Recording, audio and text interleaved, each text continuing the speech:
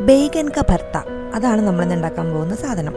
ഈ വലിയ വഴുതനങ്ങ വെച്ചാണ് നമ്മളിത് ഉണ്ടാക്കാൻ പോകുന്നത്. കത്തി കൊണ്ട് ഇങ്ങനെ കുഞ്ഞു കുഞ്ഞു കുഞ്ഞു ഹോൾസ് ഉണ്ടാക്കിയതിന് ശേഷം വെളുത്തുള്ളിയും പച്ചമുളകും ആ ഹോളിലോട്ട് ഫില്ല് ചെയ്ത് വെക്കണം. ഇതൊരു മഹാരാഷ്ട്രൻ ഡിഷാണ് കേട്ടോ. വെളുത്തുള്ളിയും പച്ചമുളകൊക്കെ കുത്തി നിറപ്പിച്ച് ഇവനെ സുന്ദരനാക്കി എടുത്തിട്ടുണ്ട് കേട്ടോ. കുറച്ച് എണ്ണയും കൂടെ തൂവി കൊടുത്തതിന് ശേഷം നമ്മൾ ഇതിനെ ഗ്രില്ല് ചെയ്യാൻ പോവാണ്.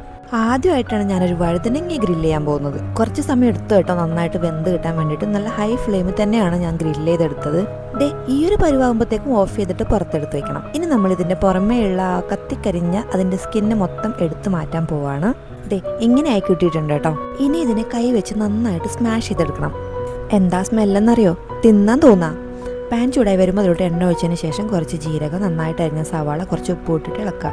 പിന്നെ അതിലോട്ട് കുറച്ച് തക്കാളിയും മഞ്ഞപ്പൊടിയും മുളക് പൊടിയും ഗരം മസാലയും ഇട്ട് വഴറ്റിയതിന് ശേഷം ഉടച്ചു വെച്ചിരിക്കുന്ന വഴുതനങ്ങ ഇട്ടിട്ട് നന്നായിട്ട് വേവിച്ചെടുക്കുക. അങ്ങനെ ബേഗൻ ക ഭർത്ത റെഡിയായി. ഇത്രയും ടേസ്റ്റുള്ള ഒരു വഴുതനങ്ങയുടെ ഡിഷ് ഞാൻ ഇതുവരെയും കഴിച്ചിട്ടില്ല കേട്ടോ. മസ്റ്റ് ട്രൈ ഐറ്റം ആണ്.